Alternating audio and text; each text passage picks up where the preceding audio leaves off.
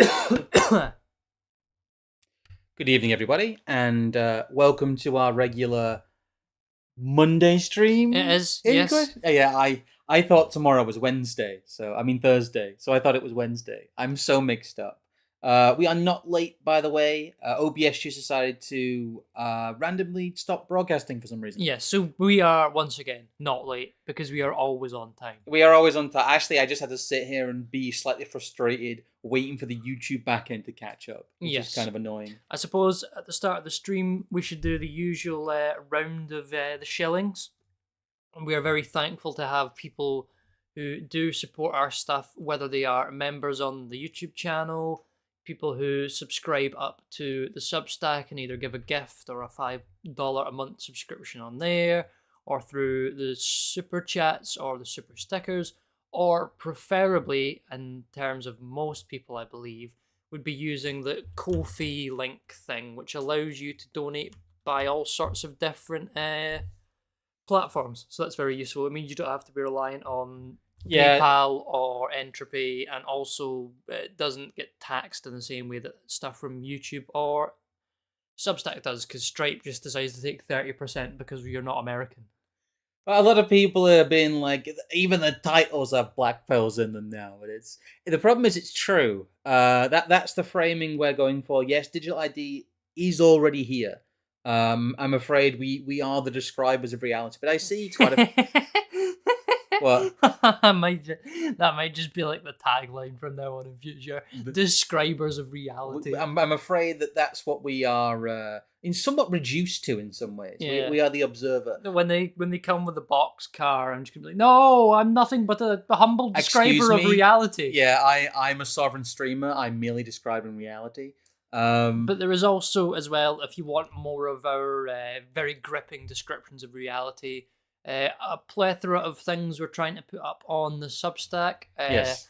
I've written up a few of these sort of mantras for surviving. I went a bit West Country there. Surviving, modernity. Yeah, so there'll be one of those up, hopefully, basically every Thursday for quite a considerable while. So I'm actually looking that there may end up being Friday content at this rate.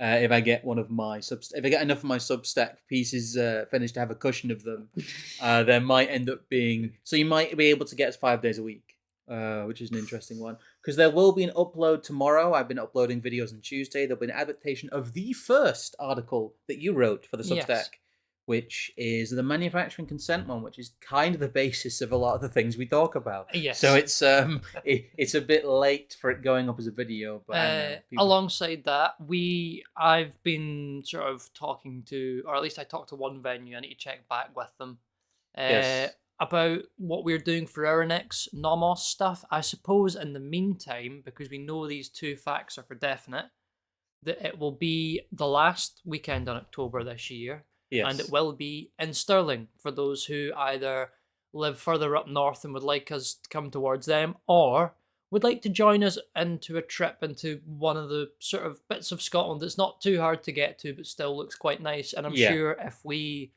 put plans together for it during that weekend, we might be able to do stuff like maybe a tour of the castle if people want to chip in for something like that. In the meantime, there is also the Wetan happening again August 25th to 27th. They're having their whole thing against Entropy this year, and tickets are available on their website. And I also believe for the next week or so, people can still put in pitches and submissions for talks, but it better not be better than mine. Yes. Other than that, I think I've covered everything there. I believe so. I want to preface this stream with not so much a we told you so, but we have really for the last 2 years sort of assumed that things like digital ID, UBI, and other elements of sort of technocracy that would have been conspiracy theory, quote unquote, in past, are not just coming, but pretty much already here. Yes. And that especially when you're looking at something like the attributes network that the UK government put up, I think as early as almost late 2019, early 2020. We have talked about that Many a time. I've put it in even Substack articles, I think, which if you're going to go through them in sort of chronological order, which will come up again soon. Now, it's something that we've pointed out in multiple streams. We've sort of basically suggested that, like, look, here's this thing that essentially sounds like 99% of a framework for digital ID. Because it's been slightly obscure and slightly esoteric, it seems that almost nobody's picked up on that. However, the government themselves have now just decided that actually the attributes network is the framework we're going to use for digital ID. There's a lot of, it reminds me of the demobilization stuff we talked about, in that this will be slightly more complex because this is a lot of interlocking policy. There's a large amount of moving parts, but I think the easiest place to start, and I do see a lot of returning members today, though. Thank you, Anthony Keane. Thank you, John Morton. Thank you, Not Sure. And thank you, S. Smith, for being members. We have quite a few members at the moment, and that really is the bulk of our monthly revenue, along with the kind of super chats on YouTube, at least. So thank you guys for remaining involved in that. But I will continue on here because we have quite a lot to cover here. We've, like you mentioned, we've covered a few aspects of this in our previous streams, most notably the attributes framework, but the process is moving very fast, and this hasn't really been covered in a dedicated way, I'd say, by anyone. There's very little, it's very hard to come across full coverage online, even people who are praising it haven't covered it very well fully. We've come to before that there is a digital ID shaped hole in the flagship legislation of the entire UK government.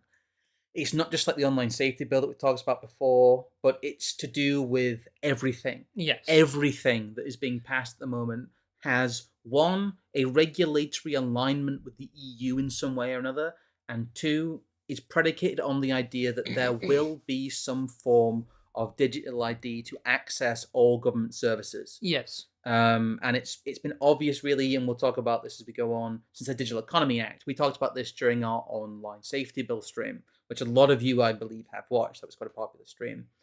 But there's quite a lot of history to get into here as well, because this is a great example that the elites have these projects, and no matter how unpopular the project is, it will eventually come to fruition. Yep. Because it is tried in different ways through different vectors, and the advantage they have over us is time. They are the ones at the moment with the permanence. And so really, let's go all the way back to the glory days, June 2005. Yes. From the Independent, Blair defends ID cards after plan is dismissed as dog's dinner. If we scroll down a little bit here. Tony Blair faced a dual assault on the government's proposal for ID cards yesterday, with leading academics and official information watchdog condemning plans for a national identity covering every individual in Britain. They're talking here about 300-page report by staff at the London School of Economics made fundamental criticism of the justification, technology and scope of the ID card scheme. The report warned it could pose a far greater risk to safety and security of UK citizens than any of the problems it is intended to address. In the second blow to the proposals, Richard Thomas, the Information Commissioner, also strongly attacked plans for a national identity register as unwarranted and intrusive.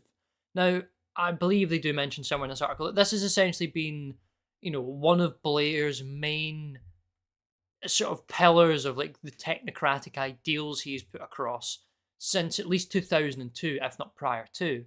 And it all becomes a little bit funnier because, of course, Blair was elected on a platform in 1997 that was opposed to John Major's national identity scheme.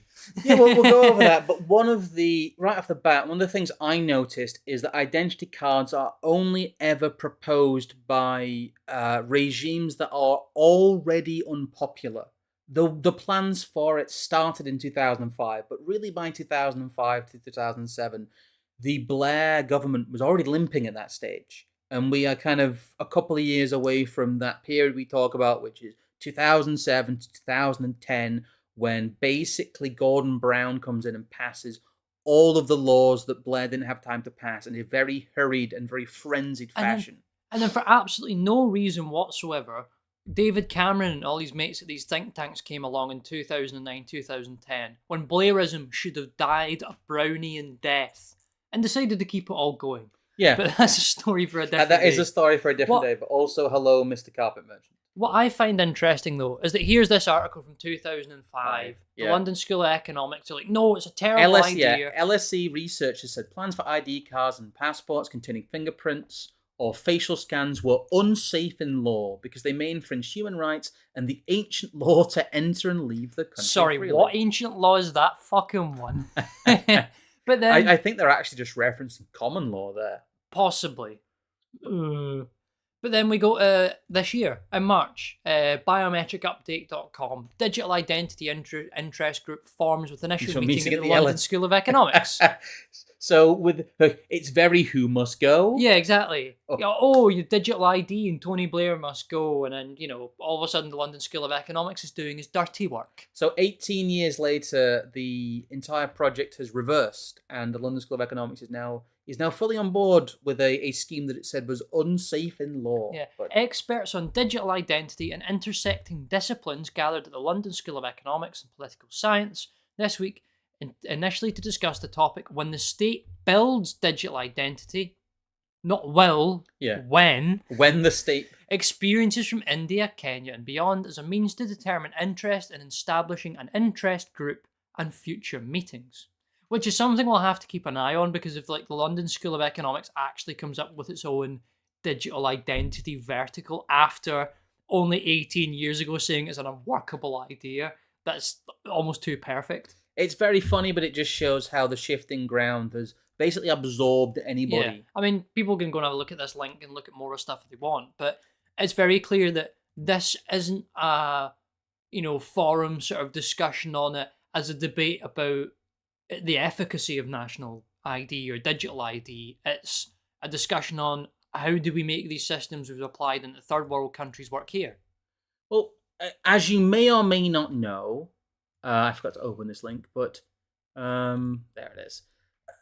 The ID cards were actually the law of the land from 2006. Yes. Quite slyly, the Blair government passed a law that made not only ID cards mandatory, but a national identity register law, and they started implementing it.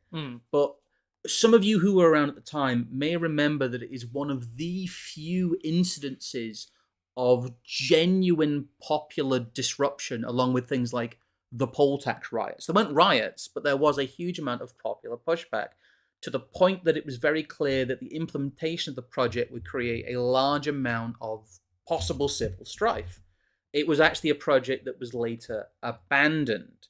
It was used as a political fodder by David Cameron's government, and they used it as kind of a jumping off point to pass a repealing bill, which meant that the ID cards would not take place. But in doing this, they kind of painted themselves into somewhat of a corner. Well, I think they also replaced it with a different piece of legislation that pretty much asked for the same thing, but not a physical card.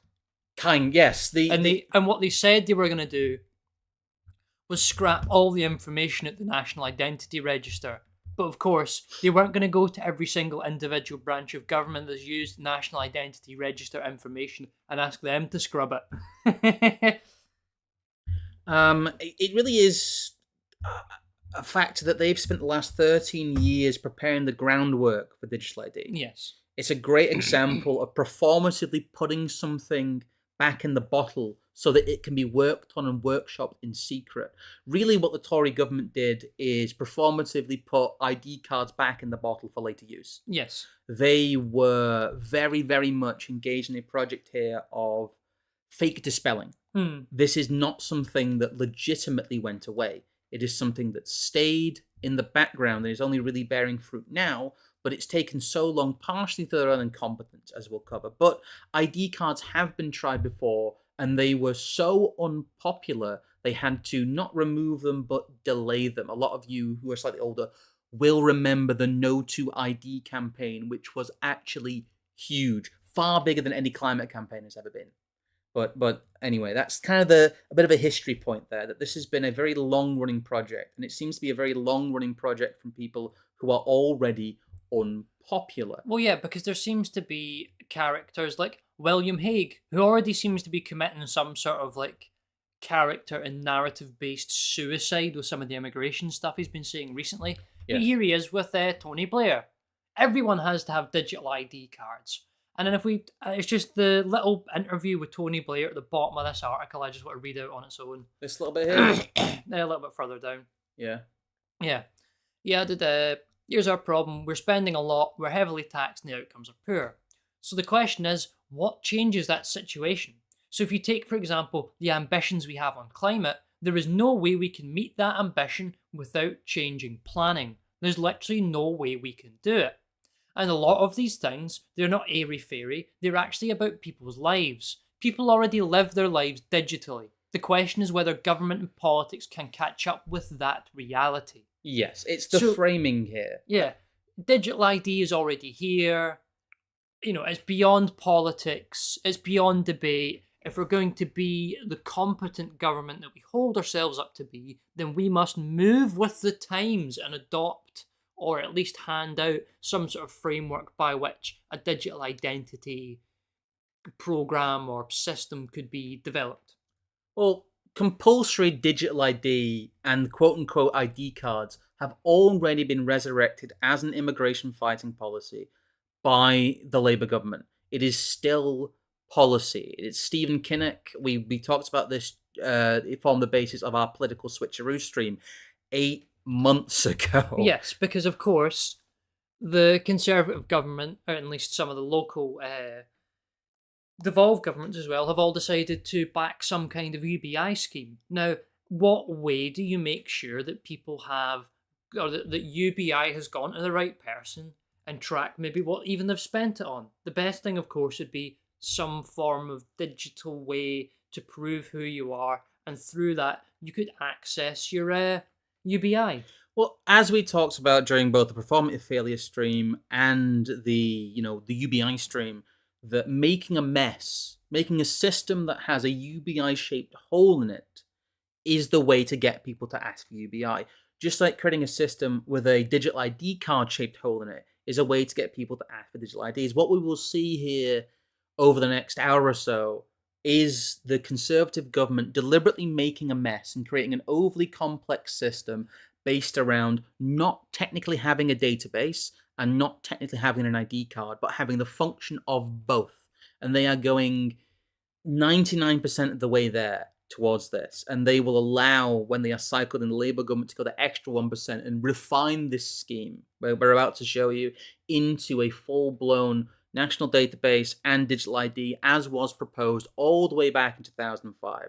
It'll take a decade, but Blair's policy that was massively revolted against by the British populace in a very rare display of that kind of action will come into force, because, as we all know, populism is a delusion. Indeed it is. But anyway, another aspect to this, before we launch into it, is the fact that there is already, within the UK, digital government service that have crept up in the public sector in every area. The great leap forward in this digital ID and digital services market were the lockdowns, but a lot of this was also put in place to remain in alignment with the EU. The EU was already implementing these systems, and us, as part of the EU, had to in some way follow suit, or at least make them interoperable. And we don't have time to go over it. In this stream, we'll just be covering the UK, but there are extremely similar schemes in Europe that I would say are about 5 years ahead of where we are. In fact, I would say they're exactly 5 years ahead of where we are, because the schemes in the EU started in 2014. Scroll down a sec. Yeah. Digital identity in the EU. The European Union has long been ahead of the curve when it comes to digital identity. The eIDAS regulation of 2014 laid down the framework for the use of electronic identification and trust services across member states, with a focus on increasing user convenience, security and privacy. The EU is now taking things even further with the introduction of eIDAS 2.0, which will make it possible to create a secure digital identity wallet and a mobile app known as the European Digital Identity Wallet. This digital identity wallet app will store all of the user's online authentication credentials and can be used to access services across Europe. So if you are, say, somebody who's come on a boat from somewhere, what can happen is that the EU directly can grant you a digital identity. Well, this could potentially create an environment where digital identities are interoperable across multiple jurisdictions, Yes. allowing for easier access to services both within the EU and beyond its borders. Now, there's obviously a massive discussion here about global mobilization of peoples, globalization in general, like the vertical integration of sort of data and government managerial services essentially worldwide. Yeah.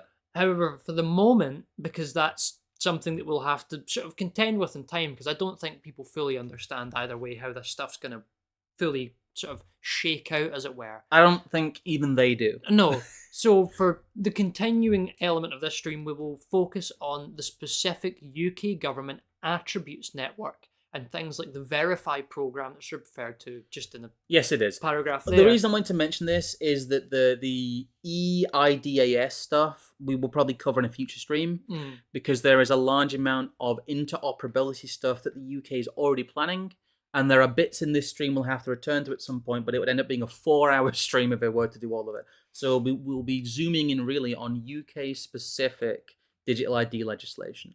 The place to start really is the initial consultation in 2019.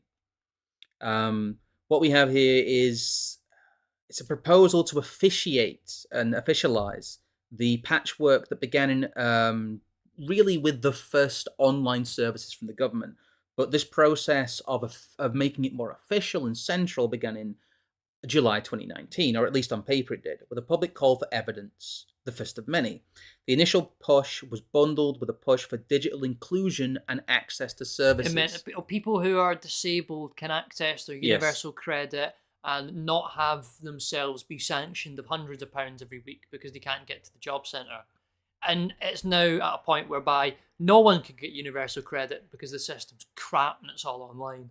Well, I'm not going to read all of this. They call for evidence. They basically just say, everyone said it was a good idea when we asked them, and we're going to do it. Yeah, can we just move on to the 2 paragraphs there? Yeah. In your responses to last year's digital identity call for evidence, you told us, this is the public, I presume, wanted the government to take a lead role in developing the UK's digital identity economy.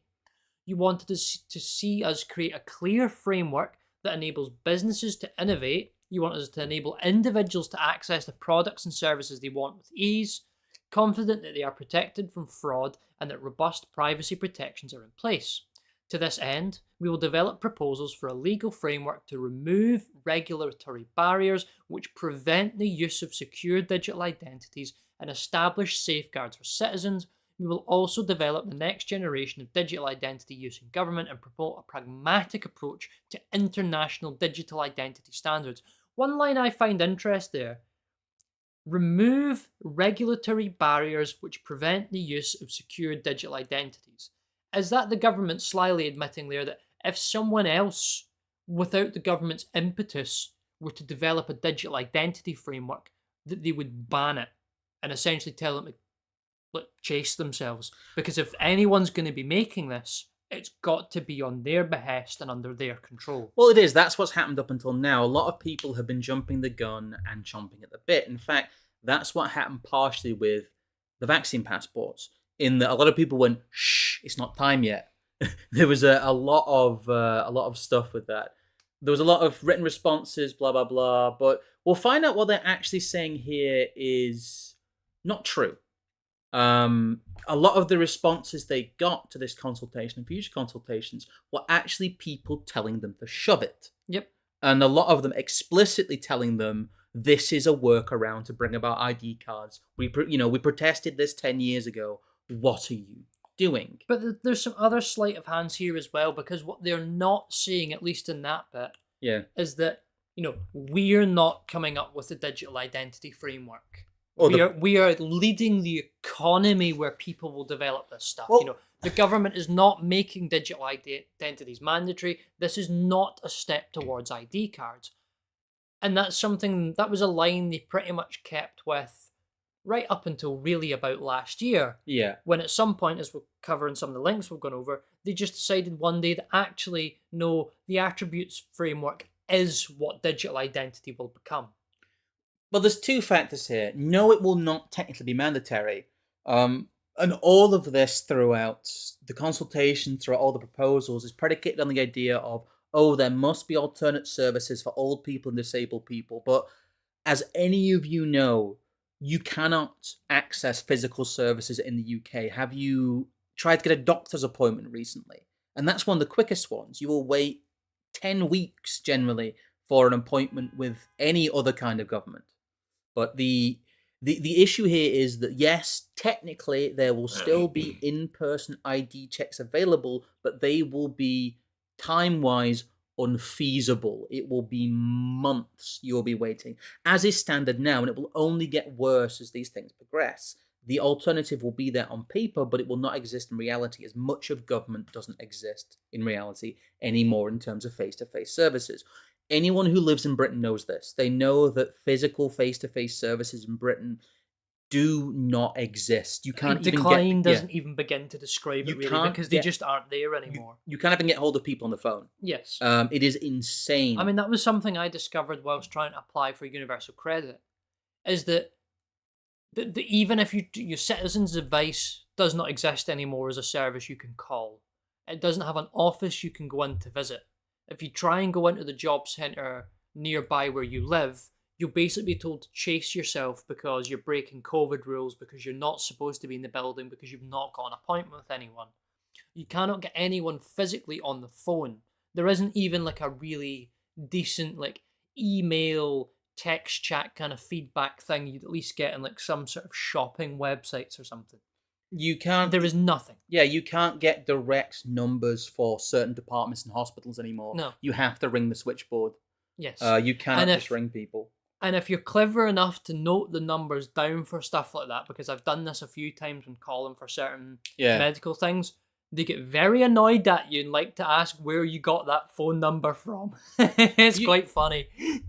But yeah, the reason this had to be made, though, and the reason they have kind of softly worded this in this way, and very clearly worded it here, because that's very sly, we'll see that, not a step towards ID cards, which is true. It's that you're not going to be issued a physical ID card, but that's the linguistic trick here. It will not be an ID card. It will function as an ID card, and it will function as an ID database as we'll show going forward. But one, it will not be technically mandatory, and two, it will not be an ID card. And anyone saying mandatory ID cards is falling into a rhetorical trap, because they are not accurately describing reality. Digital ID as a system has evolved beyond what we think of as ID cards. But it's just funny here. This is from the Global Government Forum, and the UK response to digital ID misconceptions after public consultation. This is from this year, actually, but this has apparently been going on throughout this entire process. The UK government has pushed a myth-busting article over its plans to develop digital identity verification for online services, what it said were severe misconceptions about the programme. The Cabinet Office produced the fact page after it said the consultation draft legislation to support digital identity verification appeared to have significantly influenced by commentaries against implementing compulsory citizen digital identity on principle and the data sharing to support it, which basically means they were told to go chase themselves. In a response to the consultation published on the 23rd of May, the government said the proposed legislation was intended to enable more effective online identity verification when accessing government services by allowing checks against a broader range of trusted data held by relevant public bodies. The move will support the government's One Logon digital ID platform. There's almost to a certain extent so much confusion here that even sites like this, which are meant to talk about it, positively and not make it sound worse than it is, are calling One Login a digital identity platform. Yes. And the government themselves have said, no, it's not that. It's just it's a platform that you access, and someone else will hand the identity part of it. It's a joined up portal to make accessing services easier. It's not a digital ID. But digital ID developments have been subject to online misinformation that will lead the government to surveillance of citizens. But the UK government said that the proposed legislation does not allow the government to engage in data sharing for any purpose other than identity verification when accessing government services. That's also a lie. Yeah, I mean, But however, the consultation response said, I missed that paragraph, sorry, much of the feedback to the consultation focused on tangential themes around digital ID, that many of the responses were driven by anti-digital commentaries without engaging with the specific question. It's basically just them asking, how would you like to be shot? And people saying, oh, we don't actually want to be shot. And them going, you're not answering the questions. Yeah. Look further down as well there. The government invited views about how an amendment to the UK's 2017 Digital Economy Act would make safe data sharing across public sector bodies easier to support the government's One Login Digital ID platform. So there's already slight admission that all the way back in 2017 there were the tendrils of policy required to sort of put this idea out there. The Cabinet Office stressed it would be incorrect to interpret the proposed law changes meaning digital ID would be compulsory, underscoring the point it added, there are no plans to introduce mandatory digital identity. Well, if you need digital ID to access the services, it is de facto mandatory. That's the whole thing. You can tell they're really not going to do it by how much they're telling us they're not going to do it. Yeah. If the government insists it's not going to do something, they're going to do it. But anyway, that's just, I just thought it was funny that they just got swamped with people saying no ID cards, and they go, no, it's not that. No, it's not that. It looks like an ID card. It functions like an ID card, but we assure you it's not an ID card. We promise. And of course, all of this was predicated on the fact that Policy Exchange asked the government in late 2020 to publish a digital ID strategy. Since digital ID is already here, in quotes, they have to have a strategy for it. The lack of reliable digital ID service in the UK is limiting the country's digital infrastructure potential, according to a report on digital identity, which also recommends the government to clarify the future of .gov Verify, which is the previous kind of slightly joined up system. We'll go over some of the intricacies of what .gov Verify and the One Login service is, because they really are the capstone of turning this into a joined up digital ID system with a database, as they said they would never do. We shan't bore you with every single detail from the report because it's something we've done to death a little bit, but there's an interesting portion if we scroll up a little bit.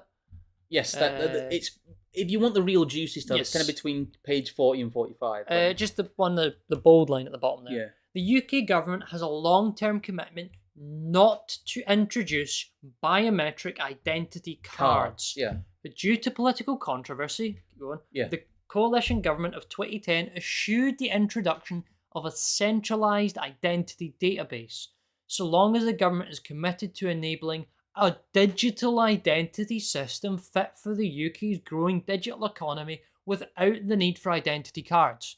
So you'll have the same system. It will need to take a different approach to countries like Estonia, who it references, sorry. But I just thought that line was so blatant. They're like, there'll be no cards, but there'll still be digital and national identity frameworks. Nonetheless. Which is the issue. Biometric residence permits are still issued to non-EEA nationals who apply to come to the UK for longer than 6 months. So there are already biometric identity cards. They're just being trialed with, again, the immigration system, which is the big kind of crowbar here. But if you want to understand the we're not touching you approach that the UK government is taking to digital ID. I said, is that one of the bits as well you want to pick it up? It's on page 46, yes. Yeah. HMRC's government gateway service was supposed to be replaced by .gov UK Verify. I believe that's nonetheless, .gov Verify did not develop the capacity to delegate authority for others to act as intermediaries, making it extremely difficult for it to be used for the purpose of paying tax. This meant, for example, that accountants couldn't file their clients' tax returns. Basically, they're saying that .gov Verify tried to farm out the work to third parties, but struggled to do it. Therefore, at the end of page 46 here, the design of .gov Verify was guided by the government's decision to repeal the Identity Cards Act on the 21st January 2011 to avoid establishing a central government database or citizen registry. .gov UK Verify was designed with a federated architecture in which the task of verifying identities was outsourced to a set of private companies. This should start worrying you. Each of which had to go through rigorous checks to make sure they could be trusted to keep identity safe. Crucially, the use of private companies meant that the government could receive identity assurance without the need for ID cards, end quote. This is why the attributes framework had to be created. But in doing it in this roundabout way, it's actually just worse than them establishing a database themselves and having ID cards. In saying no, they've actually punished us harder because this allows them to leverage the existing data the private sector has. I will not insult your intelligence by having to go through in detail how this means they can data harvest from the private sector. It is extremely obvious that this is what this is meant for. It is also extremely obvious that they have the ability to do it and that they are willing to do it. But we have yet to see kind of the ramifications of this appear in reality yet, but it is something that they can do and they will do because they have access to it. But what they're doing is they are creating through this framework a system where they have a database in pieces that is farmed out to the private sector. It is a workaround, and it is a workaround that is expensive, complicated, and I think will eventually be dispensed with in favor of a more efficient database. Are you trying to tell me that you don't trust the tech bros to put together a decentralized cryptographic blockchain network of digital IDs that are totally private, man? I'm saying it's probably going to be another instance of performative failure, but we'll get onto the framework now because this is the framework.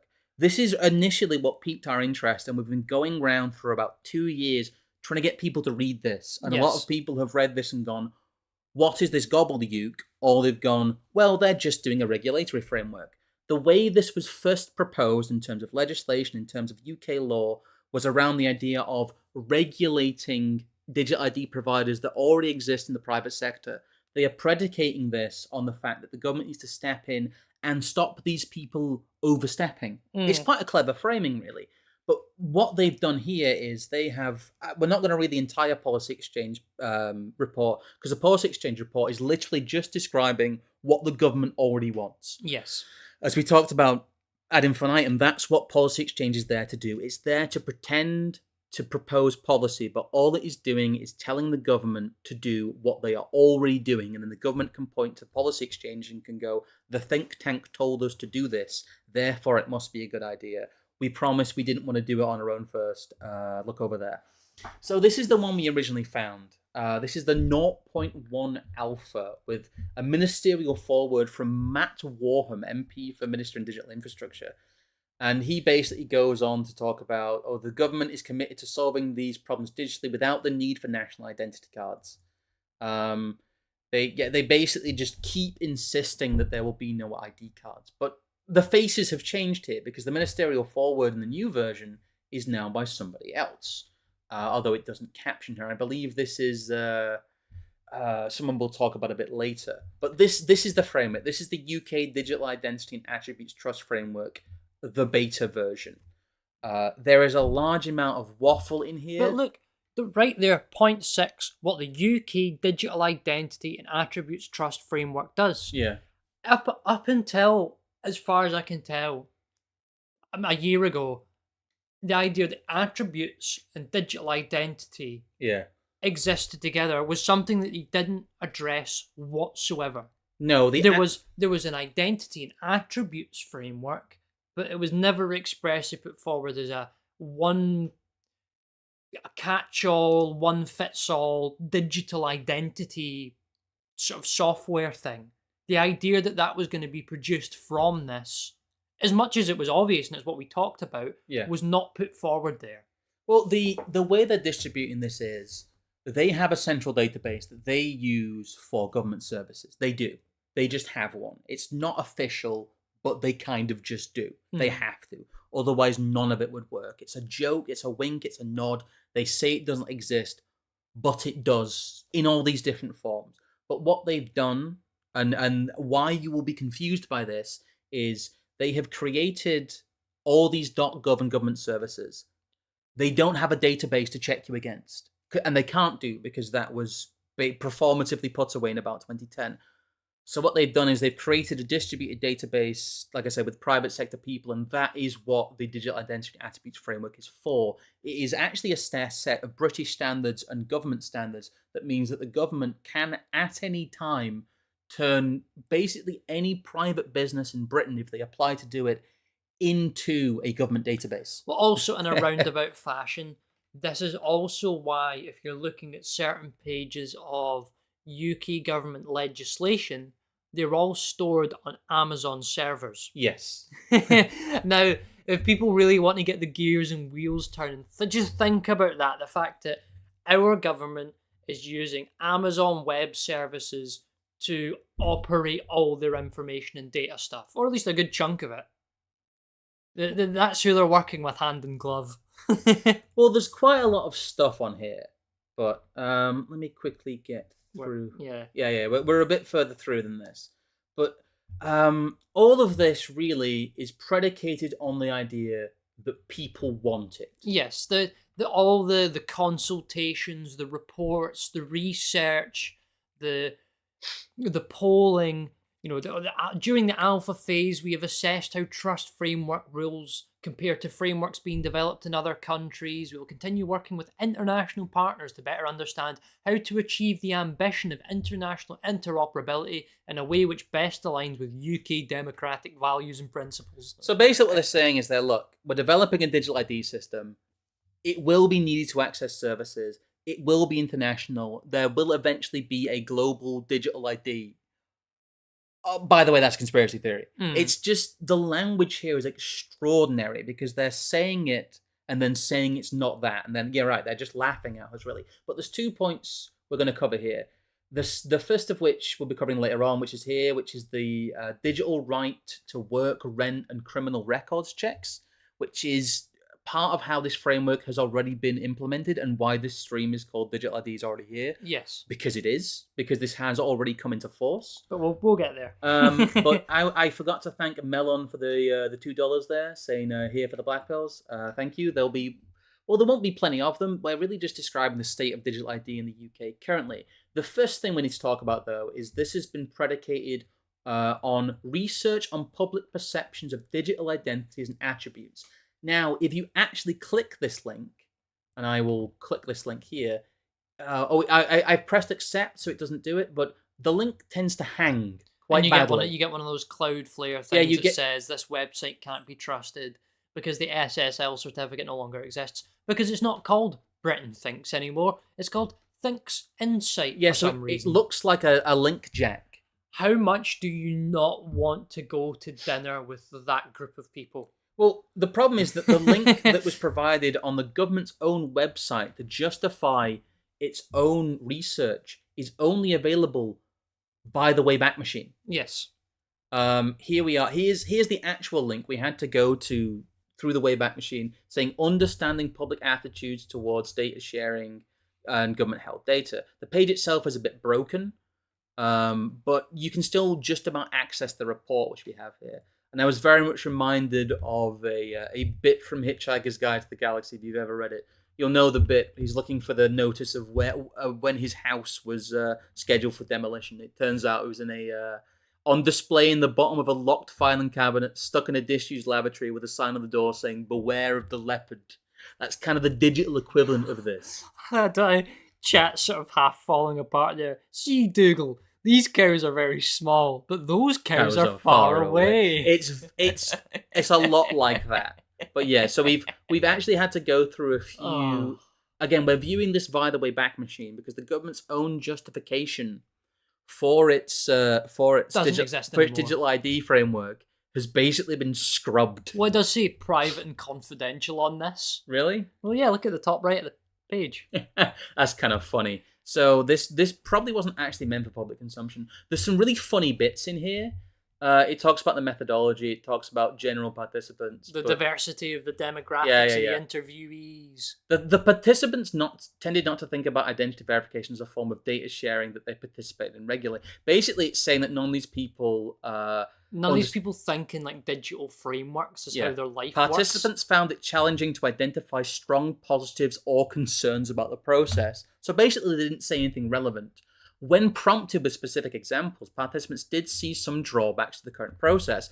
So you can feel, if you read this document, these people asking these leading questions and then not getting what they're expecting. So they basically tell them what to say. Yes. And that is their focus group here. There's one of the other ones as well. I can't remember exactly what page it's on. That, like, they essentially say to people like, oh, well, what if this was, there's that one there, potential improvements for current ID verification. Participants felt the ID verification required excessive information to be given at times, e.g. utility bills, and this process could be simplified, streamlined. There was too much value placed on a passport, and some felt that there needs to be a backup for passports in the event of theft or loss. Now, those seem to me like two very obvious leading questions. If I said to the average person on the street, wouldn't it be nice the next time you had to set up some form of financial instrument like a bank account that you didn't have to take all the things to prove that you're a citizen that works and earns a wage or whatever? Yeah. Which, quite frankly, there's a reason why it's difficult. Yes. And then laterally, oh, there needs to be a backup for passports. No, the reasons why passports are important is because there isn't a backup for them. No. That there is no second passport you take with you to prove that it is we could maybe think of it as like the common ID denominator. Yes. At least as the system stands so far. It doesn't mean we like passports to any great degree. But if you then go and say to someone like, well, what if you had a thing that meant if you lost your passport like a retard, that you could still go on holiday? The big problem they have with the current system is they don't want digital ID. They're just worried about losing their physical IDs. Well, also part of this, I think, is the fact that if they can provide, let's assuming all the responses in this report are real and are 100% genuine. The word's right there. They just say how it's more convenient. If you say to people, this thing's more convenient and it's too hard for the average person to work out what the drawbacks would be in the abstract, of course they're going to be like, well, yeah, sure, whatever. That sounds good. Well, it also means that you don't have, like, the other side of that is the right to not be forgotten, that there will be permanent documents on you. Yes. And you can't ask them to be removed. But anyway, there's an interesting thing, though. Britain Thinks, the think tank, or the polling organization they hired to do this, has some quite interesting members. It turns out that Britain Thinks is run by Deborah Mattinson and Vicky Cook, and they have also recently hired members of the Nudge Unit, aka the Behavioral Insights teams. They hired somebody called where is that? It's what's his Max Morby. Max Morby, who is formerly of the Behavioral Insights team, previously known as the Nudge Unit.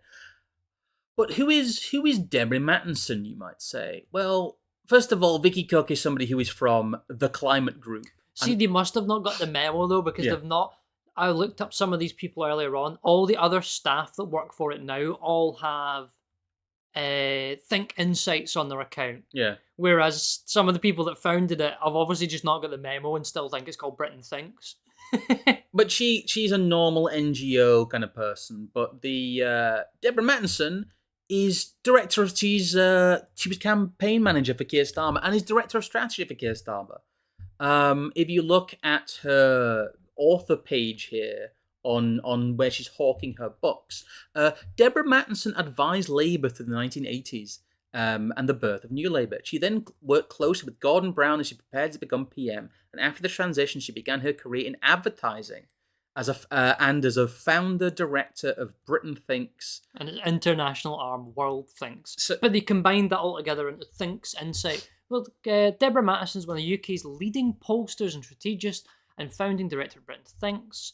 Provides clients from the corporate world, voluntary sector and government with insights and strategic advice. Before co-founding Britain Thinks, she jointly ran the Chime Research and Engagement Division, pollster for Gordon Brown, firstly as Chancellor of the Exchequer, then as Prime Minister, highly respected commentator on public opinion, which we know does not exist. There is no such thing as public opinion, and people like this solely exist to imbue that myth into your head. So the polling and the focus group testing that they used to justify the use of digital ID was run by the Nudge Unit and Keir Starmer's campaign manager. You'll notice as well that there is a little bit of a confluence as well between the Think Insights people and also people from the Tony Blair Institute. They seem to have done a little bit of work on the future of Britain stuff with one another. This is merely in the beta for the testing phase, they say, and the legislation to justify the next step of it hasn't even been drafted yet. And yet, this is already a pilot scheme. There are already certifications for attribute providers, aka distributed government databases being handed out. And they're being handed out by UCAS, by the UK Accreditation Service. And they've even come up with their own ISO standard and the conformity assessment to really turn this into a, on the surface of it, hands-off process. But if you look at the digital identity framework... Fourth Industrial Revolution, woo! Yes. Where's that?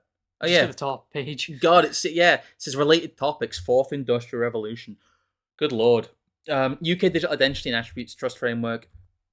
Announcement of the pilot program applicant bodies.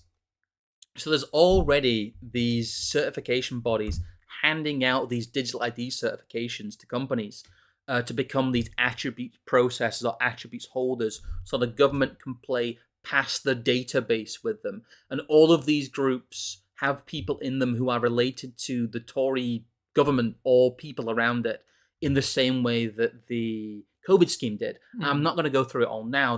Might end up being its own stream at some point, because honestly, it's such a tangled mess. But people are going to make millions from this process. These people here are going to make millions, possibly billions from this. Oh, easily. But the pilot scheme for the whole digital, attributes thing has already been handed out. But here's the next piece of the puzzle. So we have the attributes framework. That is basically just the distributed government database, so they can pretend they don't have a database. That is really what the attributes framework is. And it also allows them to hoover up all the information that the private sector already holds, and also give them their blessing as holders of people's private information. It's a kind of a genius scheme, to be honest, if you're extremely evil. But the UK government plans digital identity law change to support one login rollout. Here's what was missing from the .gov verify thing. A lot of you will have been subjected to .gov verify but not realised it. That's what was mentioned in the Policy Exchange report. That is the previous attempt for them to do this whole distributed government database thing. They are now bringing out one that has legislative footing, which will be the one login rollout. But as we'll learn a bit later, it's already been rolled out without the underpinning legislation to it. There's a bizarre chicken and egg thing here, where all of these things are still in the testing phase, the proposal phase. There's still public consultations going on, and yet it's already been implemented everywhere. It's already been implemented in a huge swathe of government services, both the attributes framework and one login. Do you want to just give a quick one to this then? Yeah, if you want. We'll scroll down and we'll see what they're saying here. Yeah. UK government has opened a consultation on draft legislation to support its new identity verification platform, One Login. As part of the consultation, the Cabinet Office has set out its proposal to enable greater data sharing between specified public authorities. Yes. One Login will enable users to sign into government services online with a single login, replacing the 40-plus logins currently required for all services. The Government Digital Service, part of the Cabinet Office, is working with two private sector service providers, Deloitte and Experian, as in the credit ratings. And also like the massive, isn't Deloitte one of a massive investment bank as well? Yes, it is. According to a government announcement, the consultation paper sets out a proposed objective for the draft Digital Government Regulations 2023 to support One Login. It will also allow select public authorities to check and share several types of government-held data with the platform to verify citizen identities. Now, if it isn't clear to you already, One Login will be it'll be the thing you log in to check your tax, because obviously, it's something we've not covered in any great length, but there's HMRC's Making Tax Digital program. Yes, of course. You want to access your bank. You want to access the NHS. You want to access maybe even your private dentist alongside that. And also, it's the same thing people will use to sign into Pornhub. Yes. Essentially, yes. Well, here's where it interfaces with what we talked about before. What type of personal data do government departments require for identity verification? Under the Digital Economy Act of 2017, only named public authorities listed in the legislation can possess data to support identity verification services. Those currently include the Home Office, Department of Work and Pensions, HM Revenue and Customs, councils in England, schools, and academies in England and Wales, and police and fire authorities are allowed to share certain types of information. These departments hold personal data about citizens, including full names, date of birth, home addresses, photographic images, passport, blah, blah, blah, blah, blah, identity checks, previously performed income and attributes deemed necessary for government departments to verify identities, health, adult social care, are not currently in scope. However, the government departments have come under scrutiny in the past for the use of personal data. The Department of Education was warned by the Information Commissioner in November after it shared data on 28 million children to gambling sites. I'm sure that's going to go swimmingly then, isn't it? Government departments and agencies continue to seek digital identity solutions. Well, That's the attributes framework. Here's what interests me there. Yeah. He says in the same month, this is Robert Stoneman, Service Director for UK Public Sector at Global Data. The Pensions Dashboard Programme also signals its intent to go to market in the future for its own digital identity service. I'm sorry, but they're going to kill your granny because she's not going to know how to use an iPhone. I mean, that's basically what they're saying there. Greater data sharing will require culture into Whitehall. Basically, what they're proposing here with the one login thing, though, and here's consultation on draft legislation to support identity verification, updated June 23rd, 2023. So they're putting out a consultation to draft the legislation. That's how early in the process this whole thing is. But the system is already operating. It's really talking about, additional ways to how my data processed, blah, blah, blah, blah, blah. But it really just goes into the fact that the outcome of this, which I think is already draft legislation help, this consultation is closed because it was in January. So the consultation has come to an end, and now we have people like Natalie Jones, who is, what is it referred to?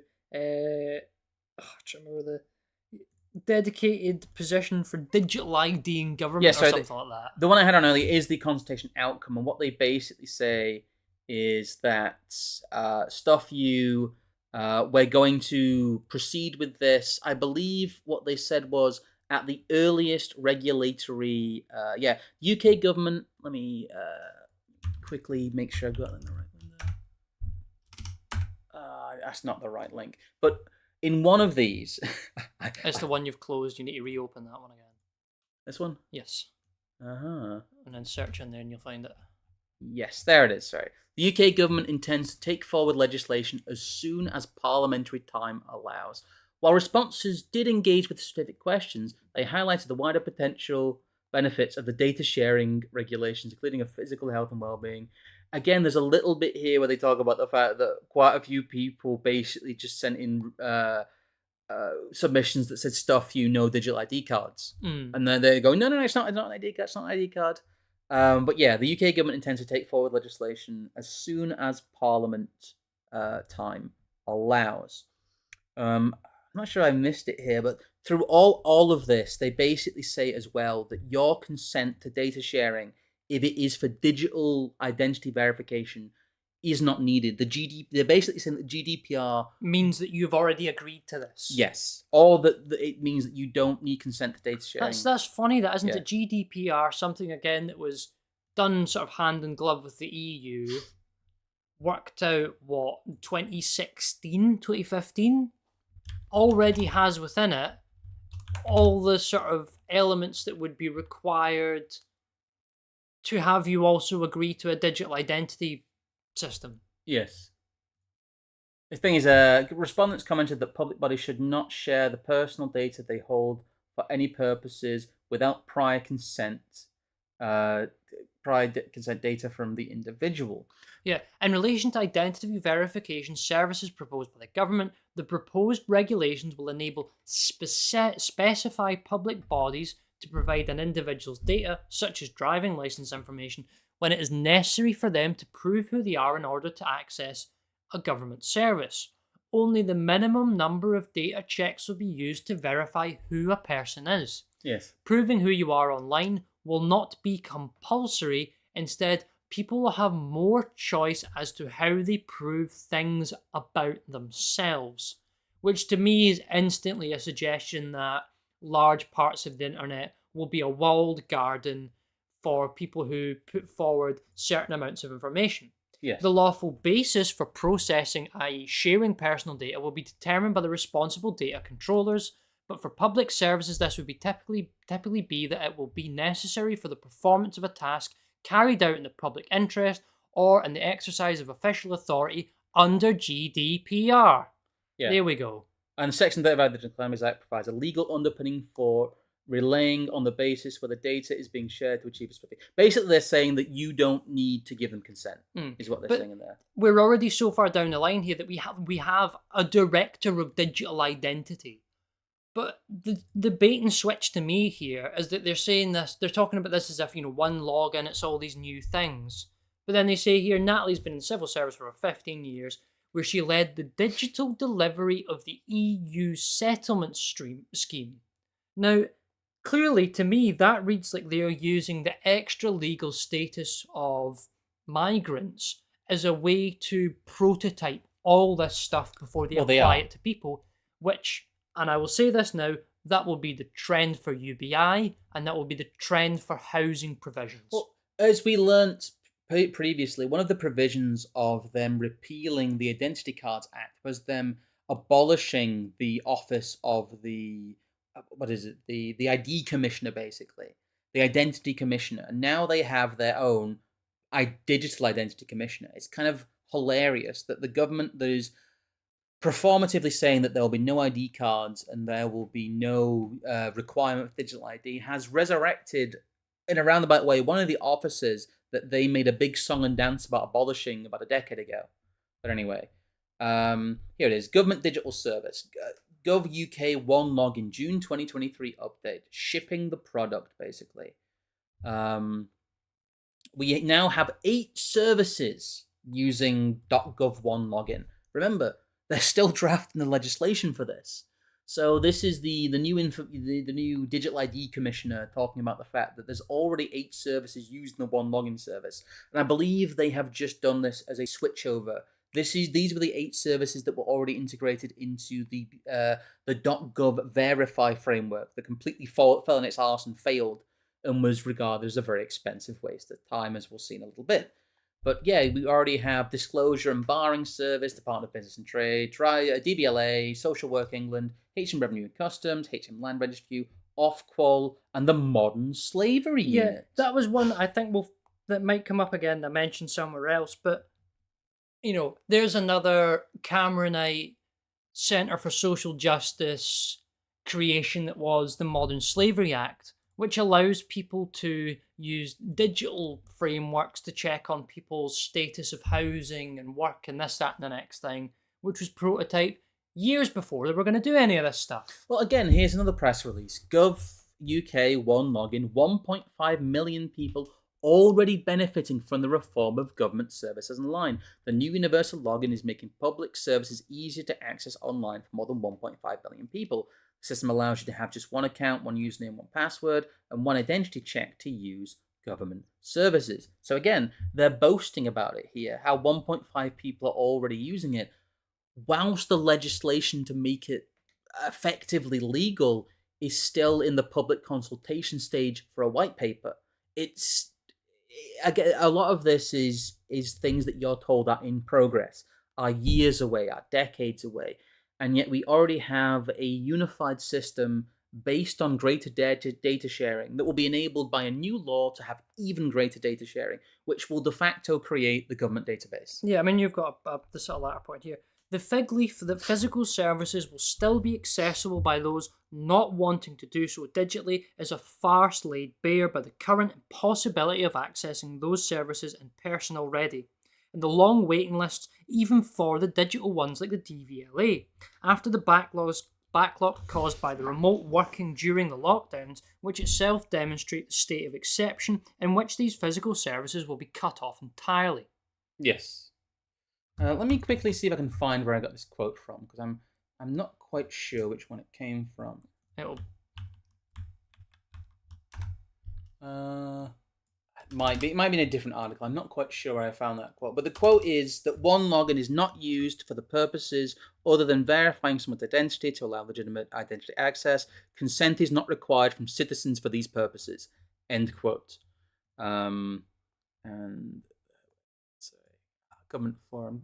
Government officially shuts down beleaguered Verify ID service.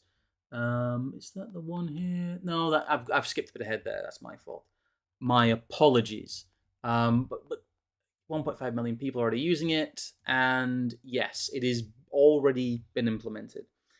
The question would be then, if it has already been implemented and they've already shut down the thing it's supposed to replace, then what is the legislation needed for? What will it contain and how will it be used? Because it seems like they've already got what they wanted and they're simply using it to ask for more. Zoom out again here because apparently no website can display in a consistent fashion in the 21st century. I believe this is where I might have got the quote from. No, it isn't. That quote is now homeless, but it was written. It was written somewhere in an official document. It already said elsewhere that the notion that what you're doing with all this one login stuff and digital ID and attributes and trust framework, you already agreed to it via GDPR. Yes, well, a big thing is that all of this has been tried before. As we talked about with the .gov Verify, it was an expensive failure, with each department and agency trying to retain its own system and jostle for digital ID leadership. The issue isn't skepticism within government. The issue is too many cooks. The departments have already been doing this ad hoc, enthusiastically for years, with almost no oversight, bar what is the boilerplate line about GDPR. Again, we have the headline here from Global Government Forum saying UK government officially shuts down beleaguered Verify ID service. It goes on to talk about the fact that it would amend the Digital Economy Act. One login is currently being piloted, with departments having put in place an adoption strategy and roadmap. The aim is for all departments to be using one login by 2025. Again, the pilot's happening before the legislation to enable the pilot has been... It's all very backwards, but really what they're doing is they're trying to catch up. There's been a huge sprint in the past 2 years to bring forward a digital ID system because their previous efforts, and the only thing that has slowed them down, has been their own incompetence. Here we see again, will .gov UK one login become an expensive failure like Verify? The new single digital identity system for government has been hailed by ministers. Experts are less optimistic about its potential. What they don't see, though, is the interlock with the attributes framework. They don't see really that a lot of stuff has been put in underneath this when it comes to the quote-unquote private sector. Is it that they don't see, or is it they are not saying? Yeah. But there is still quite a lot of skepticism about the delivery of this. Citizens do not want greater data sharing between departments. Which is a huge thing.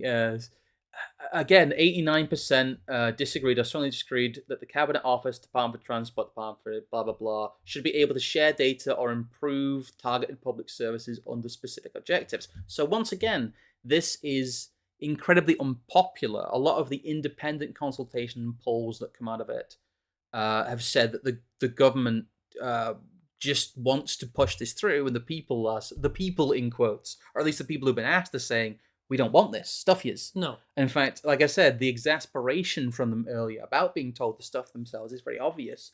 Thank you for the $5 there, use the eunuch.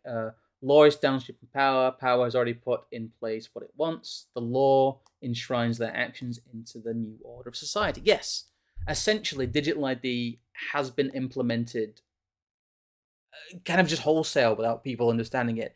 There is already probably a back-end profile of you out there via data sharing and via gathering attributes from the private sector that adds up to a digital ID. It just hasn't been front-ended yet. No. It is a back-end without a front-end. That's what we'll be seeing more here. UK's one login still has competition in government. Again, there's a lot of departments who are trying to be the digital ID people. And the one thing that really has slowed this down is their own infighting and incompetence. But we can't rely on that forever because it looks like one login might actually stick. Yes. They certainly have the oomph behind it. And this really all reminded me of the fact that the government does not have the resources to develop these systems in-house. But no one seems to be able to point to, apart from vague partnerships with, Expedient and... Delaware or whatever. Yeah, Delaware. Who is actually involved in the front lining of the system? Who is actually developing the digital ID? Because they don't have the resources in-house. There appears to be, and we'll get to one of the examples later on, certain groups that are working with one or another branch that is semi-related to the government. Like there are one group of people working with the Bank of England, Yeah. but no one is, they haven't picked a winner per se yet for who is going to be the provider of digital identity. No, and no one seems to quite know who it is. In fact, it reminds me of the NHS test and trace program and its relationship or lack of relationship in some people's opinions or assertions to Serco, because there was a huge amount of will they, won't they. 37 billion got attributed to being sent on Serco, and the vast majority of NHS test and trace is just testing. It turns out Serco was being paid, but it was being paid for contact. It was a whole controversy, but really months and months of political energy and wrangling was spent trying to figure out if Serco was involved in test and trace and the COVID passports. And we got very muddled answers of, well, maybe. And that's what this reminds me of. And again, the digital ID stuff is really, really supercharged by the lockdowns. It is, I don't have time, again, to go into all the stuff that happened during the lockdowns in terms of creating a digital ID framework. But much like Blair's original national ID framework, it suggested that the number of identity providers will be Sorry, that doesn't make any sense. It suggests that a number of identity providers will be operational. This, we presume, creates a greater illusion of choice and helps to manufacture consent, because you can go for your preferred trusted identity provider. Yeah. As opposed to, here's the digital ID, here's you taking it. However, I think that these people are slippery enough to suggest that if you have to use a digital ID, that's different from a mandatory digital ID. Yeah. Because you can choose the one from Barclays, or you can choose the one from this group, or you can choose the one from that group. Therefore, it's not the mandatory one. It's just mandatory that you use at least one of them. I want to cycle back to all the way back in 2002. David Blunkett and the UK government, despite opposing them in 1997, proposed the introduction of compulsory ID cards. Partially predicated on the idea of border security, and partially predicated on the idea of being more in alignment with the EU.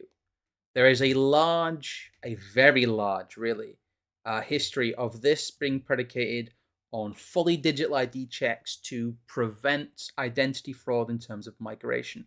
And this is how it's being predicated here. The first people to use the attributes framework in earnest. Oh God, this is so far back that it features Nicolas Sarkozy. Yes. Oh my. But yes, there has always been a tie-in between the movements of people and the creation of digital identity. I mean, here's another one. Digital identity checking for landlords and employers to tackle immigration abuse. Again, this is essentially sort of a policy black hole that the Slavery Act, a Modern Slavery Act of 2015 left open, because it said, well, some sort of social care body has to check for the welfare of these people and make sure that they're not slaves. Well, how do you do that? How do you do these checks en masse? Of course, after long enough, the answer becomes digital ID. Well, again, this is something that was implemented in January 2022, that they are already using the identification document verification validation technology, the IDVT, which hasn't been mentioned upon now, because basically they kind of made it up. Really, the IDVT is just the UK Digital Identity Attribute Framework, but it is the government utilising the framework itself. Yes. And that really is the bundling up here. Yeah. The government isn't going to use any of this stuff except from when the Home Office prototypes using it against migrants, because no one's going to bother to mention it or take an issue with it. Yeah, the IDSPs allow people to verify their identity remotely and prove their eligibility to work or rent. Again, this was predicated on the lockdowns causing a breakdown of services. Yeah, I mean, I fully expect this to be priming for a future discussion on how migration must be safe, legal, and digital. Yes. Well, the whole thing is that really, again, here we have a smoking gun of a digital ID service that is being used for fully digital checks with what must be fully digital ID information. And as you've got here as well, they are already doing biometric stuff for this with the Trust ID framework. Yes. Well, there's, like I said, there you go. Identity document validation technology from a certified identity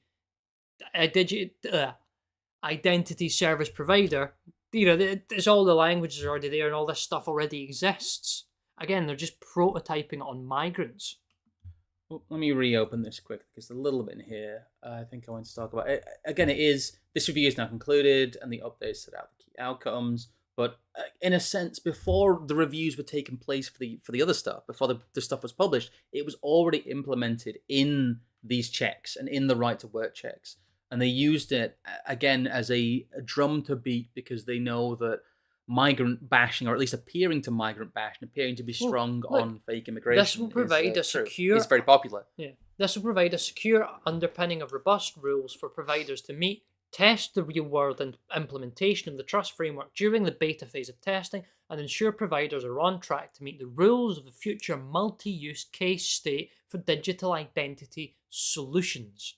But really, the only person who can verify that you have the right to live and work in the UK is the Home Office. Yep. So all of this, the shell game, they don't hold the data in quotes, but they are the ones who ultimately are responsible for verifying the checks. So the whole thing falls down. The government passes information to a third party, who then passes it back to another third party, but it's all just an extra step. Again, service providers to carry out digital ID checks for right to rent on British and Irish citizens. That's where I might have got this quote from, sorry. The Home Office has invited private sector digital identity checking service providers to apply for approval to deliver right to rent ID checks for those who cannot currently use Home Office online services, including British and Irish citizens.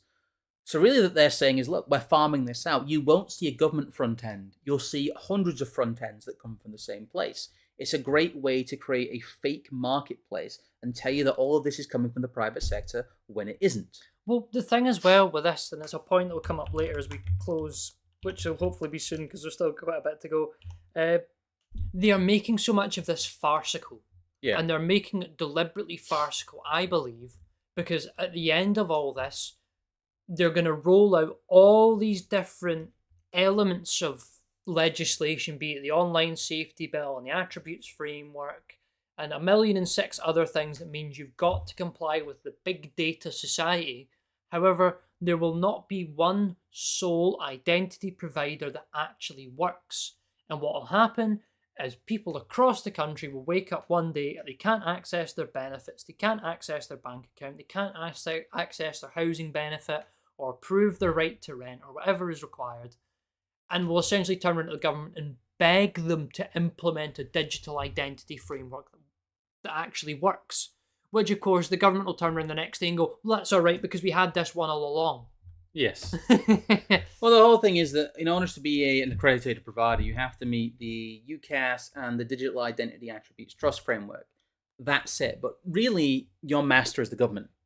Mm. They hold all the cards. They really hold all the ID, and they're handing it to you as a way to pretend that you are not part of a giant database. And again, things like Trust ID are already partnered. It's already down here that these people have this new ISO 27001 certification, which means that they are effectively an arm of the government's digital security state. I mean, this stuff's been around so long. I can remember about 3 or 4 years ago applying for jobs at Tesco where they have these specific websites that you use to verify your passport with them. So, it's not even nice that this stuff's been around for a couple of years. Some of this has been around for more than half a decade. Yep, here's just the Trust Framework certification from the Department of Digital Culture and Medium Sport itself. And then you go to the UCAS thing to make sure that you meet the standards. That's kind of it. And poof, you're a government database who checks identity. Whoosh, whoosh, wink, wink, nod, nod, you're in the private sector, so it doesn't count. And here's the UCAS verification portal we talked about earlier, where all the companies are listed that will be making bank from being the first people to do this. You've got a little note here as well, and this is something we'll talk about in future. Yeah. The new National Security Bill already talks about automatic retention of biometric data by security services like GCHQ. We talked about this earlier. This is just the government page about biometric residence permits, which really are kind of a biometric digital ID pilot scheme. They have been allowed to do that, I think, because this initially happened under the EU. Yes. But yeah, they snuck that one in. So yes, biometric residence permits already exist. So the attributes framework's already been implemented. There's already people certified to do it. The Home Office is already giving out digitally stored citizenship permits that carry and can be verified using biometric information that is stored somewhere. They've tried to loosen data sharing between government departments to create a de facto citizen database for years, and now it looks like they might have legislative backing to do it if they pass a new bill that will amend the Digital Economies Act. I mean, people laughed at the Digital Economies Act because it was the one that had the infamous porn ban. But as we'll see later down, as we'll discuss in our conclusions, that really was a problem looking for a solution. And all of this is a problem looking for a solution. The solutions really have already been implemented around the edges. They will simply just be brought into your everyday life. And of course, a large part of this has been wholly rolled up with Britcoin, digital currency. Britcoin. Ooh. Well, I will say we are on like a permanent glow watch here, but this is also just peak New Britain is Britcoin. But if we scroll down here, I think there's some telling statements elsewhere in this article. So yeah, it could be used for age checks and nationalities, which is just, again. Yeah. Alistair Johnson, founder of Nuggets, which we'll get to in a moment, said that consumers could choose to share personal data with a shop when they buy certain items, such as to speed up age checks on cigarettes and alcohol. Mr. Johnson, whose business is working for the Bank of England on a possible ID verification for the system, said that the project could be more private than holding a bank account where information is stored on servers that could be theoretically hacked. Keep going. Yep. Mr. Johnson said the principle is that the Bank of England wants to have no personable, identifiable information on their side. The biggest element is for privacy, because there is a lot of concern about identity, correlation, and tracking. Even though we provide the decentralized identity, we as Nuggets have no access to see anyone's data at any point because the Home Office will have it all anyway. Yes, basically. But they're trying to create this layer of basically security or privacy from their point of view. But I don't think that this will last. I think that they will just be folded into the attributes framework and folded into the one login thing. Yeah. Again, Bank of England taps self-sovereign ID platform Nuggets to develop a privacy-live digital pound. They talk about the fact that really it's just a huge tracking risk. Yes. A digital pound is just a way to track everyone's purchases and lock out dissidents. I think of the language as well of digital sovereignty, self-sovereign online identity. That is words directly out of like the World Economic Forum pamphlets. Yes, it is. Because they've had these massive frameworks. The UCAS page mentions the fourth industrial revolution stuff. It's very exactly. transparent. It's throughout all of this stuff, but I just think the notion of digital sovereignty is all just like a massive, dangerous spook. Again, apologies that this stuff has been quite dense and boring. We'll try and wrap it up at the end because there's a lot of threads here that need to be brought together. But here's Nuggets themselves. They seem to be a provider and they seem to be working with the Bank of England. But if you go down to the bottom, once again, you see the fact that I think they are one of the only places I've seen both of these together, which is the ISO 7001, which is the basically the UCAS certification, and also the Digital Identity Attributes Framework certification. So these guys have been fully brought into this framework. They are implementing everything we've just talked about here in conjunction with the Bank of England to create a digital ID system that will be interoperable with a digital currency. Yes. That exists. That is here. The framework for it exists. The legal framework for it exists. It's already here. These two little notices show you it is already here. We aren't doing hyperbole with that title. We've shown you, I think, 4 examples now of how digital ID is already here, is already being implemented, and the legal framework for it, crucially, already exists. Yes. They've ironed out a lot of the liability stuff. So does the legal precedent for it being a system that can be relied on in law, because they've already used it in so many elements of like immigration law. Well, there's the reason you're not hearing about this, and one, the details of it are confusing and boring. Which is probably why the stream has been a little bit scattered, but we've tried our best to make this all coherent. This is the best logical order it goes in. Yes. I am mildly confused by a lot of this, although I've managed to get quite a lot of it around it in my head.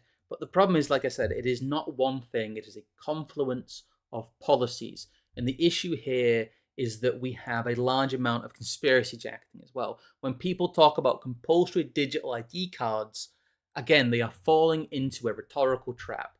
Again, Andrew Brigden, wonk in chief, kook in chief, who has been used to basically discredit a lot of ideas Yes. through his public profile. I'm sorry, but that's just all he comes down to. Brigden calls the debate on any plans. This is back in March. He wasn't removed as a minister then, but he was shortly after.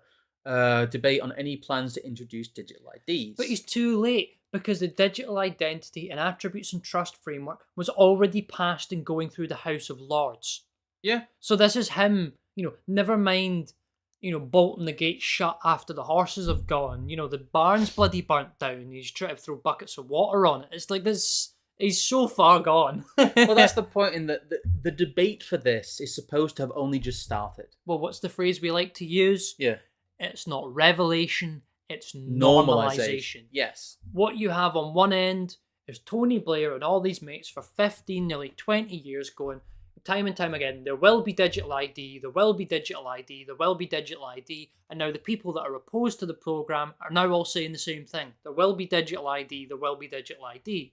Yes. At which point, both sides of the debate have agreed that there will be digital ID, so they're going to bring it in. Some of the reporting as well from Scotland has been that Scotland's rolling out its own digital ID platform, which is not true. No. They are simply plugging into this platform, and it has already happened. The idea that they will be implementing stuff next year isn't true. They'd already implemented it by this time. So the reporting on it is confusing, behind, and gives a false impression of the state of the debate and the state of the implementation. Again, there's an article here from the Daily Mail. Stephen Glover, Tony Blair's terrifying a Liberal plan for digital ID cards makes me more glad than ever he's no longer in power. February 2023. But once again, even before this article was ever published, the back-end framework and the legal wrangling about digital ID and standardized de facto ID cards for each citizen in terms of them being sat in a database had already happened. They're talking about Tony Blair and William Hague, and all of this keeps coming back up, and all of this keeps coming from the WEF and the Blair Institute and all that, and it keeps being polished. Oh, these guys are kooks. Thank God this will never happen, but it already has. It's already happened in a roundabout way, and what will happen is all of this will be tied together in a more simplistic way to make it more efficient. Again, the international news, I'm not doing too much international stuff in terms of the news here, but ABC Australia News, minor parties spread Big Brother fears as they ramp up campaign against proposed digital ID laws. But again, in Australia and the EU, a lot of these laws have already been passed. So where does this leave us? Really, I don't mean to leave people hopeless, but we need to know what stage we are at here. And I don't know, I've written up a few conclusions here, but tell you what, I'll make a quick start. I know you have a few things you want to read as well. Yeah, so, if you want to do the first two, I'll do the other two. We've talked before about the digital ID-shaped hole in most of UK law when it comes to online services, security, and immigration. This is an intentional hole and goes as far back as the much-laughed-at porn ban in the Digital Economy Act of 2017 and was only made stronger by the Online Safety Bill. We talked about that in our video. Mandatory digital ID will be a requirement for access to online services because the provisions of these bills and many others do not make it a choice. They do not function without it. It is not a single bill, but a confluence of bills, policies, and secondary legislation that provides us with a full picture of the scope of digital ID. We will soon have, and in many ways is already here. And I'll just add to that as well that the stuff that we're seeing in the confluence of bills and the fact that it will be de facto mandatory rather than de jure mandatory is a huge part of the process. Yes. They will never make it mandatory in quotes on paper. What little accessible research we have says that there is no public demand for digital ID services. The demand is predicated on the focus group Britain Thinks, which is staffed by the government itself, the Nudge Unit, and the Labour Party. And Policy Exchange put forward a document justifying this, but as we know, that is just the Tory party pure and simple. It's just autocratic. So the government seems exasperated by the responses to its public consultations, with the majority simply telling them they do not want digital ID. The schemes are a direct contravention of the spirit of the Identity Documents Act 2010, which went as far as to close the office of the Identity Commissioner as a core provision. But now we have a Director of Digital Identity as part of a Digital ID Commission and the implementation of a formalised central database via information sharing, the most hated part of the Identity Cards Act. Yeah. There has been a deliberate effort by all managerialists at the policy-making end to ensure that loose digital ID solved ends are existent in all policy. They will implement all of the above, possibly without a functioning digital ID to hold it together, so that the public demands it in the near future.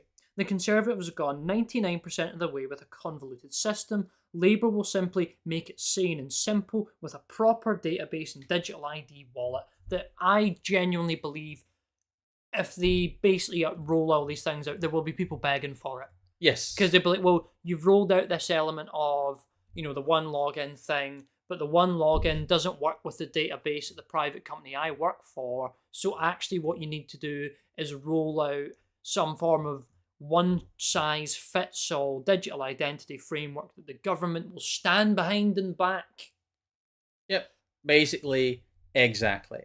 Well, I don't think we have much else to go through, but that is the ways, one, it has been implemented, and two, it will simply be expanded into all the legislation we've talked about before. There's a lot of digital ID stuff scattered throughout kind of the history of our streams. So we're going to go back and look at some of those. It is, I think, mentioned directly in the online safety bill stream and our political switcheroo stream. I might link those in the notes. And by the way, if you're watching the VOD, I do put the notes as the pinned comment. I've got better at doing that. Just to go through a little bit of our shilling again, as we always do. Please do visit the Substack. We'll be putting up stuff there at least once a week, possibly even twice a week. And you can support us through it as well by becoming a paid subscriber. As we mentioned earlier, the link down below and pinned in the chat to the coffee if you want to send us some stuff to keep this show going. That would be appreciated. There is a large amount of research here. Yes. To sum up quickly, you have the attributes framework, which is a roundabout database for all of your personal data, as well as acting as data harvesting from the private sector. You have the one login service, which is predicated on using the attributes framework, which is the government itself hoovering all of this up into its own structure. And that is a real big nod that they have a joined up system that will allow mass data sharing as backed by a change in law that they are proposing. And as we described previously, large amounts of this have already been implemented through all of these frameworks, through the Home Office, through checks for housing, through a lot of different pilot schemes, in quotes, and certification schemes. This is happening and has already happened. So when someone tells you, prevent digital ID, it's really repeal digital ID, because we are already here. I will just put my hand up and say, anyone that tells you on some form of dissident or right-wing platform that you must resist or in some way can resist digital ID is either in on it and is playing an important part in consent manufacturing by showing that there is some level of protest against this. Yes. Or they are a complete fucking idiot. Right. And they've just not read government documents that have been sitting there for the last 2 or 3 years that we've shouted from the hilltops about, and people have just bothered to ignore. So, yeah, yes. that's the issue, is that we have tried to get this discussion going and found very little uptake of it, bizarrely. But it's not really a told you so, but the attributes framework, it was very clear when it was published 2 years ago, this is important. We're now seeing why it was important and how quickly you can go from theoretical talk to full implementation even before the process on paper has finished. It's I've not seen something like this for quite a while. In fact, this is almost a dog days of Blair government level stuff, in that they're implementing it before there's a legal framework. Well, yeah, that was something you suggested earlier on. It's not something to continue the conversation anymore, but just think on this last final point. How often is it that an unpopular government very clearly on its way out, implements legislation that the next government wanted to put in anyway. But said incoming government no longer has to accrue the negative capital of the policy being there because the people before it did us, and it would be political and evil to repeal the legislation that democratically was voted for in.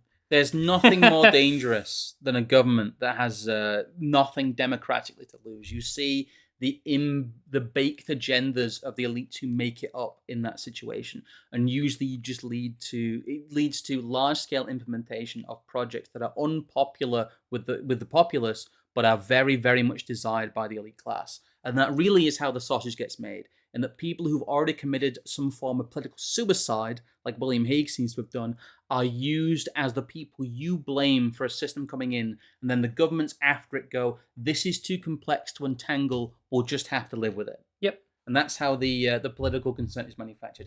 Anyway, thank you guys for watching, and we will see you on Wednesday. Good night. No, we won't. Oh shit! No, we You're won't. away on Wednesday. Well, yes, but there'll be a video from me on Wednesday. Sorry. So yes, Yes. You'll hear me on Wednesday, but I'll be uploading a more of a detailed guide to the channel, and I'll be doing a few more playlists as well. Some people have requested those. They don't get used very often, but it allows people to conduct research using our work a bit more easily. So I will be implementing some playlists and some suggested reading and viewing. So thank you guys, and have a good night. Good night.